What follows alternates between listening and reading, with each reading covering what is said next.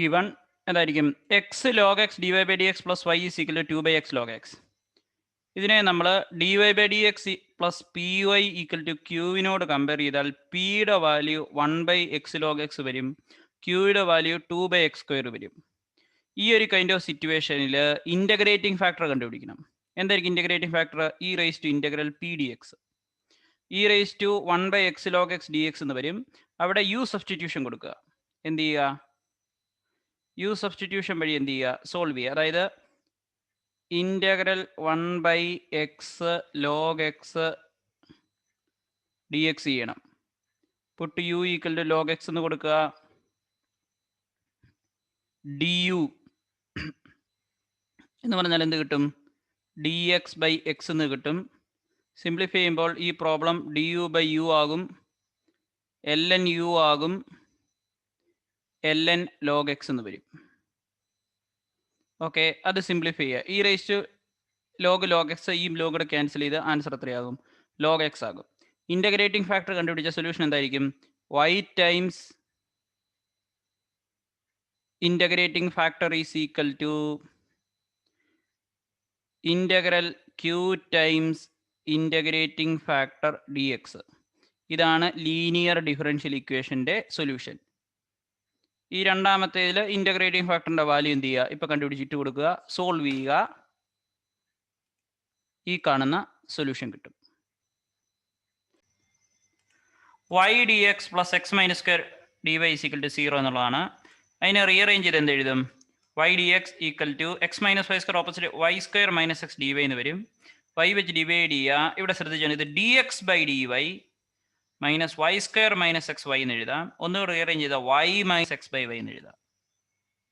Okay, അപ്പം അതിനെ rearrange ചെയ്താൽ d x by d y plus x by y equal to y. ഇതെന്ന് പറയുന്നത് എന്താണ്? ലീനിയർ ഇൻ ഏതാണ്? വൈ ആണ്. ശ്രദ്ധിച്ചോ, ഇവിടെ വൈ ആണ് ഇൻഡിപെൻഡന്റ് വേരിയബിൾ. ഇങ്ങനെ നമ്മൾ ഐഡന്റിഫൈ ചെയ്ത് കഴിഞ്ഞാൽ നമുക്ക് ഈസി ആയിട്ട് ഇതിനെ എന്ത് ചെയ്യാൻ പറ്റും? സോൾവ് ചെയ്യാൻ പറ്റും.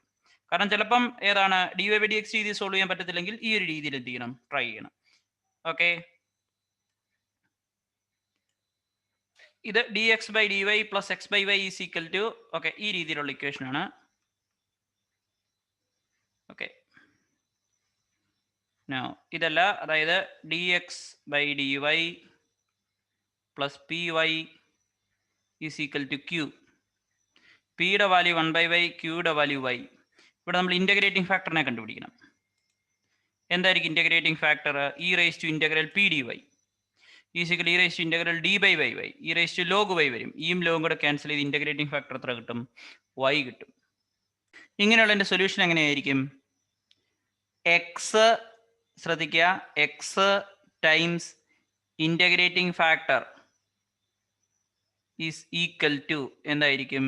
Integral q times integrating factor times d Y.